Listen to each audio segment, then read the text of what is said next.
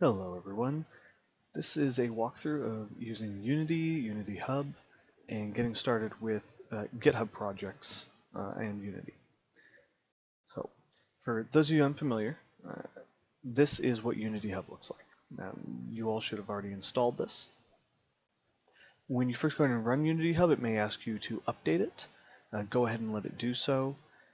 Otherwise, you should start off with a screen looking similar to this. If you've never used Unity Hub before or don't have any Unity projects, the screen may be blank and say you don't have any projects. That's fine. The first step you're going to take once you open Unity Hub is over here. You're going to have an option, a little person icon probably.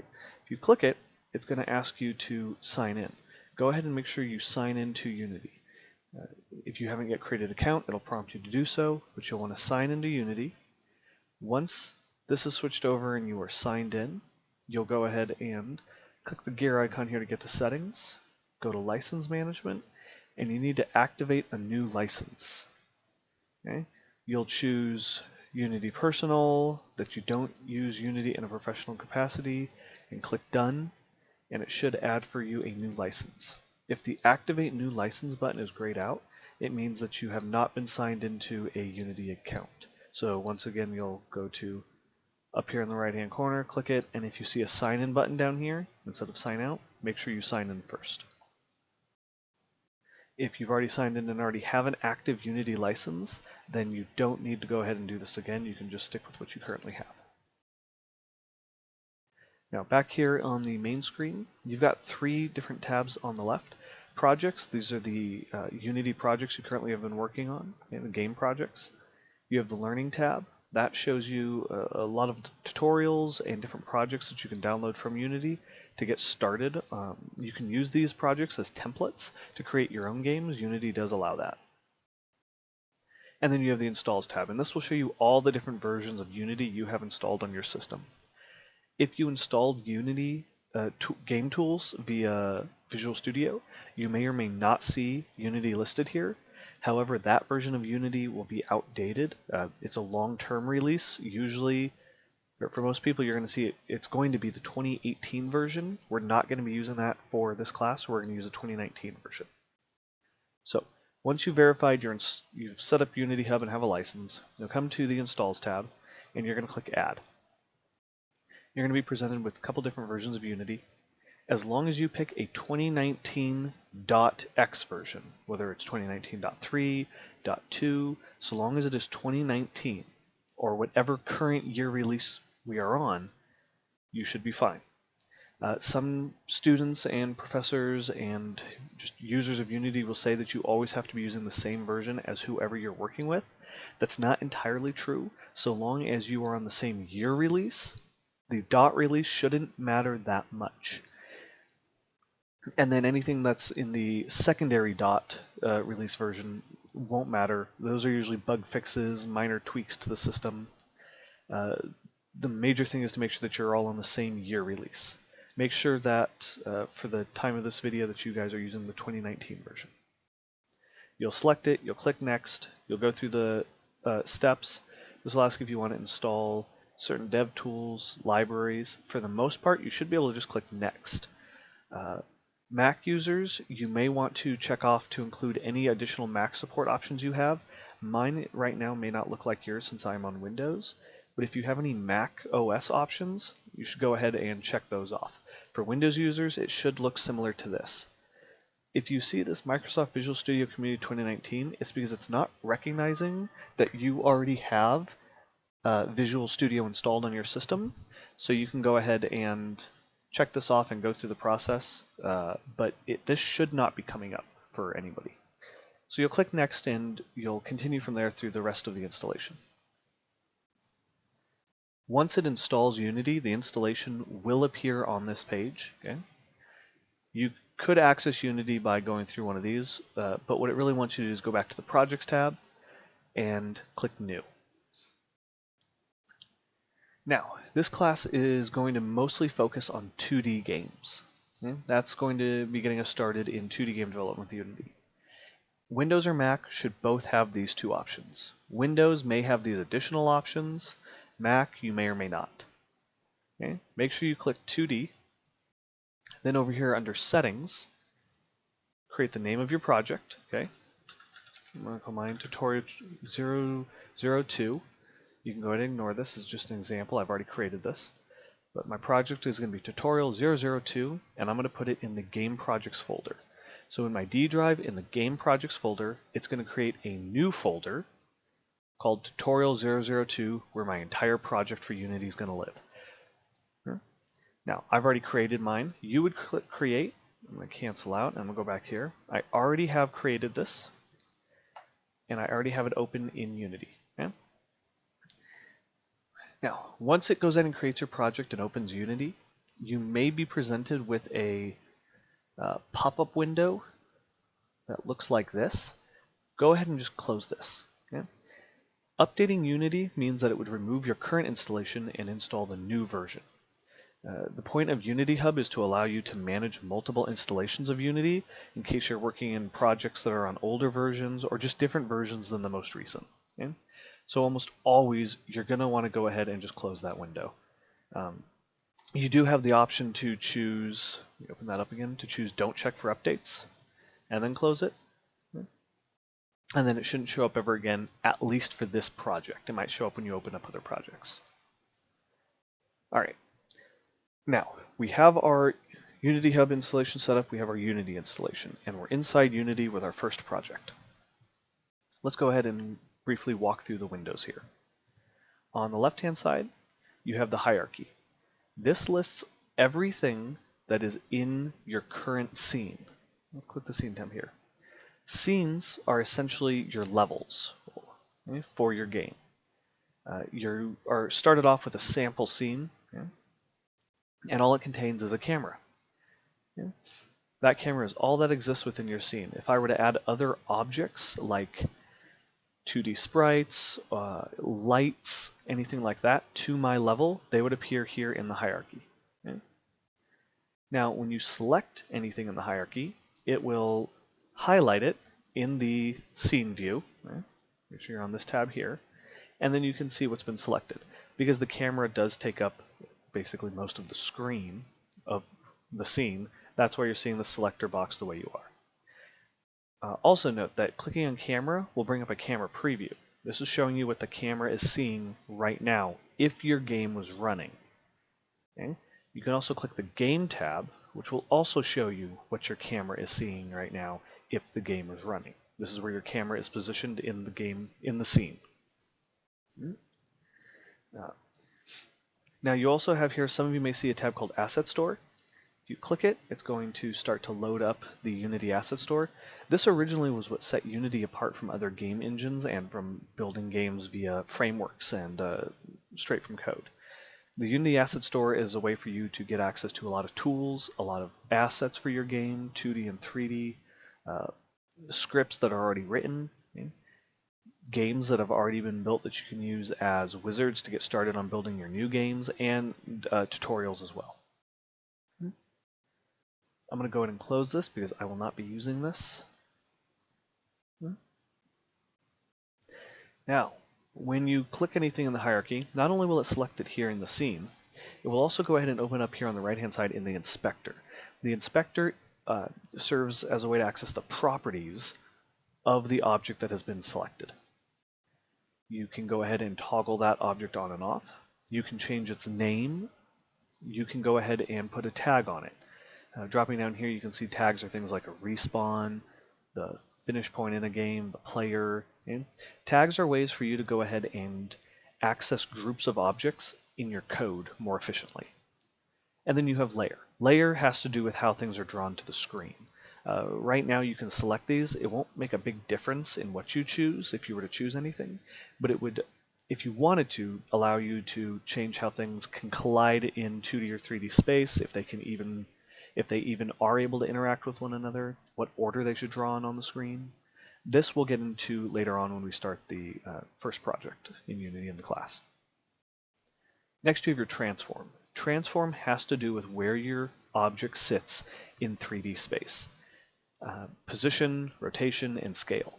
Now, I just said 3D space because even though we are in a 2D game, Unity doesn't know what 2D is. Okay? It is a 3D game engine. that allows you to go ahead and set some defaults when building a 2D game to try to force everything to assume that it exists in 2D space. However, as you can see, our camera sits at a -10 in our z-axis. So it very much is in 3D space, pulled back so that you can see your game world. So just keep that in mind, that Unity is a 3D game engine, and they have made it so that 2D objects basically ignore the z-axis. Now, because this is a camera object we have selected, it has a component attached to it. You can add different components to objects, and they will give you different functionality, but camera, in particular, needs to have a camera component. The camera component is going to do exactly what you think it does. It's going to make this camera a camera. It has a viewport shape and size. It has a view distance. It has what the actual camera size is, whether things should be orthographic or perspective. Okay? A default color that it draws behind everything, which is that blue. You can see these match. This may look a little darker for some of you, but these two do match. And then some other graphic settings that you'll get into if you get deep into using Unity, especially if you are doing actual level design and need to work with cameras and not just program the games. Now, the inspector allows you to have access to all the different settings of an object. You can also add new components to an object. Right? There are things having to do with AR, audio, visual effects, layout, physics, a lot of different things in here. You can also add scripts that you've created or create new scripts to your objects, but we'll get more into that in a second.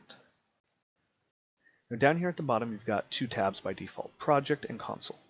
Project is basically just a folder view of your project. Okay? Every Unity project has an assets folder. It has to have an assets folder. That's where Unity knows to look for certain things like your 3D models, your 2D images, your scripts, etc. Now they give you a scenes folder. In that scenes folder, you'll see there's a file called sample scene. We are in the sample scene, so that's the same thing we have open right now. You can go ahead and create your own folders in the assets folder. You can do so by clicking assets, and then within this window here, right-clicking, and then doing create and folder. And I would create a folder called scripts. This is where I'm going to put all of the code scripts for my game. Now, that right there is your basic rundown of the UI. Okay? If you want to ever test your game, you have your scene file open. Okay?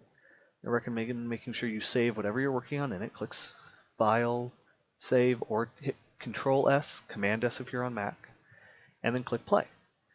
Play is going to go ahead and build your game, generate the executable on the back end, and then play it. Okay? And right here it's going to switch to the Game tab, and now your game is actually running. And you could play it, you can interact with it, you should be able to do anything with it. Well, one thing you may want to do when testing your game is have it maximize on play. So now when I click play, it's going to fill the whole screen. As much of the screen as it can within the editor anyways. Go ahead and disable that for now. All right. And the last thing to point out that you don't really need to look at right now is the console tab. And I'm going to show you where that comes into play in a little bit. Now, let's go ahead and let's double click into the scripts folder we just created. Let's right click, and we're going to do create C# script. Now, immediately when you create a new C# script, it has the name set up to be editable. It's editing the name of the file. You want to change the name of the file now rather than go back and edit it later. Okay? So let's call this camera script. Okay? I'm going to do so using camel case, capital C, capital S, and I'm going to press enter. Now I have the camera script. Let's go ahead and double click it, and it's going to go ahead and should open Visual Studio for you. If it doesn't open Visual Studio, your settings have not defaulted to using Visual Studio. Now you can go to Edit. Oh, you can go to Edit back in Unity. You can go to Preferences, expand this window, and click on the External Tools. And the very first one should be External Script Editor. Mine says Visual Studio 2019 Community, which is why it opened there. If yours doesn't, click it and select the editor that you want to use. Okay? Once you select it, depending on what the editor can do, some of these options may appear or disappear, they may change. But just make sure that this is set to whatever editor you want to use by default. Go ahead and then close this. Now back here in Visual Studio, you can see I expand over here in the Solution Explorer on the right. It's got my Assets folder and my Scripts folder. And there's my CameraScript.cs. And because I double-clicked CameraScript.cs, it went ahead and opened CameraScript.cs by default. Now the reason you want to name your file when you go ahead and create it in Unity, right, is because this name is what it uses to populate the name of the class. And the name of the class and the name of the file must match for Unity. If I were to have created this and left the default name of MonoBehavior and then open this file and I change this to CameraScript, the name of the file would not be changed. I would then have to go back and still update the name of the file to CameraScript. Otherwise, Unity will give you errors. So in short, when you go ahead and you right-click and create a new script, name that script whatever you intend the class name to be. It's not the end of the world if you don't. You then just have to go through extra steps to fix it. Now right here, when you create a new script from Unity, right, for Unity, it will automatically add the necessary using statements that they think you need by default. It will also go ahead then and create your class, and you'll see that CameraScript inherits from MonoBehavior. Anything in Unity that needs access to Unity's behaviors must inherit from MonoBehavior. If I created another class that inherited from CameraScript, that'd be fine, because CameraScript inherits from MonoBehavior. So as long as the root class inherits from MonoBehavior, I'm all right. And that only matters if your class needs access to Unity. There will be rare cases where you don't, but that's not something you need to worry about right now, and you'll know it when you get to it. Also, by default, when you create a new Unity script, you get two methods, the start method and the update method. The start method kind of acts like a constructor. When I go ahead and I run my project, or I'm sorry, when I'm running my game, anytime an instance of an object is created, the start method associated with any scripts attached to that object will run immediately. Let's go ahead and let's see how this works. If I add a debug.log, okay, I am a camera. Oh. Now, debug.log is the equivalent of your console.writeLine in Unity. This is going to go ahead and print to our console. Okay. After you type this out, make sure you save the file. Now let's go back to Unity. You may see Unity flash or make a little hiccup on the screen for a second as it recompiles our scripts. Yeah. If I click on that script, you can see a preview over here, and you can see it's got that in the start, debug.log, I am a camera. Now let's take this and let's drag it onto our camera in the hierarchy. Okay. If I click on this camera now and select it and it pops up an inspector, you'll see that it has the script attached to it. Now remember what I said about the console tab and how debug.log is the equivalent of console.writeLine? That's where this comes into play. When I go ahead and run my game, the moment that the camera is created in 3D or in space, it's going to look at all the scripts attached to it, it's going to look at all of their start methods, and it's going to run them. So when I click play, we should see I am a camera appear down here in the console. There we go, I am a camera.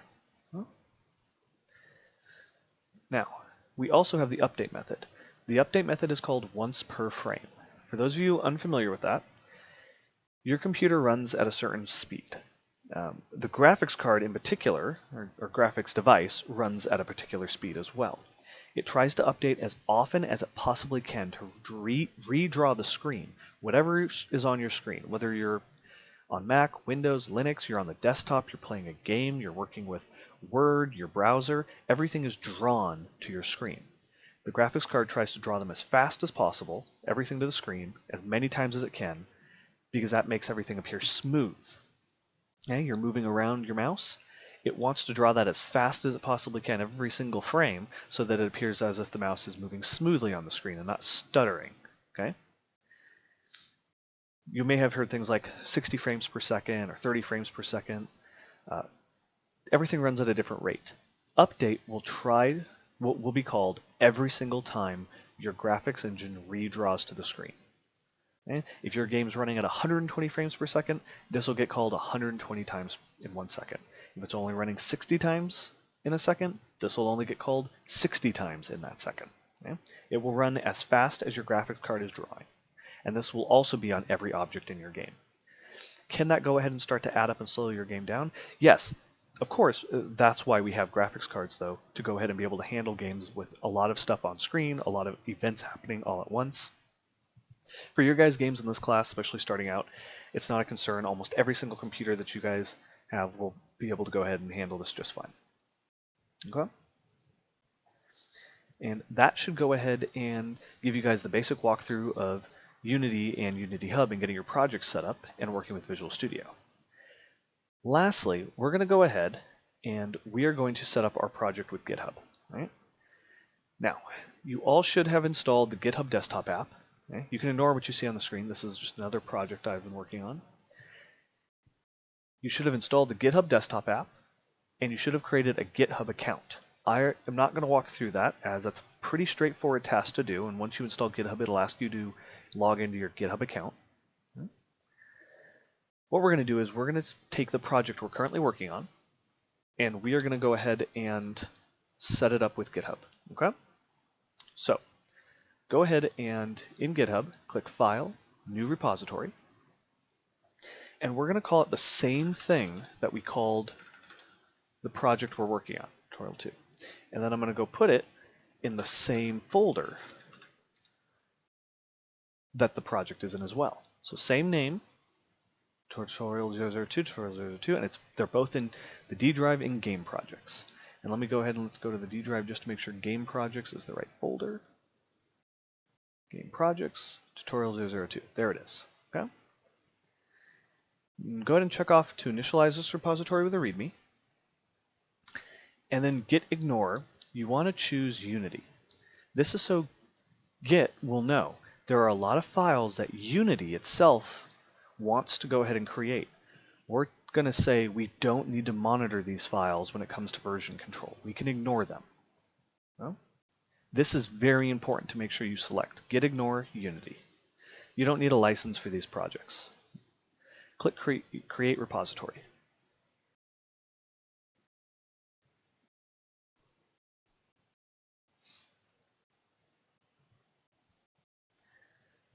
Now let's go ahead and let's publish the repository to GitHub. Make sure you check off keep this code private. We don't want it to be private. We want it to be public so that you guys can share these projects with each other and with me. If you were working on something that you possibly wanted to sell or that contains sensitive information, you'd want to go ahead and make it private. Go ahead and publish the repository.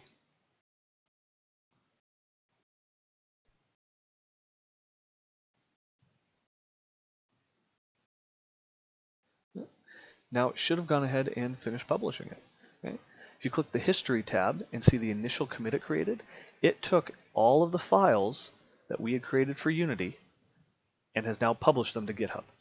If you were to go to GitHub and go to your account, you would see this project, whatever you named it, mine would be Tutorial 002, as a GitHub repository with all of these files currently in it. Okay? Now let's quickly switch back to Unity. Select your main camera if it's not selected, and go over here to the inspector and change it to camera main. So we're just going to swap the name around. And then go ahead and save the scene. If you go back to GitHub, it will now on the Changes tab for your project say, there's a change in the sample scene.unity file, and it's that you change the name of a particular object from main camera to camera main. Red means this was removed, green means this was added. Okay? I could then say, I have, for my commit, updated main cam name. We don't really need a description because this is pretty self-explanatory, and then we would say commit to master. Now before we go on, I want you to understand something about Git. The way Git works is you have multiple commits, and multiple commits lead to a push. Now commits are the individual snapshots of your code. I can go ahead and do work for, say, I'm going to update all the UI for my game, and then I'm going to commit all my changes as a snapshot. I then am going to update some code for the enemies, and then I'm going to do a commit. I'm going to snapshot my change to the enemies. Now I have two commits. Commits are only on your computer where you did the work, where you've made the commit. It is not going to sync anywhere. It doesn't exist anywhere else. It is only on your system. You can go ahead and group commits then into a single push. Push is going to take all your currently pending commits and sync them back to your GitHub repository. Now all the changes that I just committed, whether it was 1 or 20 commits, are all now available on GitHub, and anybody who is working on the same code repository will be able to pull those changes down and incorporate them into their project and their current progress. And that about sums up what it is you guys need to have learned thus far for working with Unity Hub, Unity, Visual Studio, and GitHub.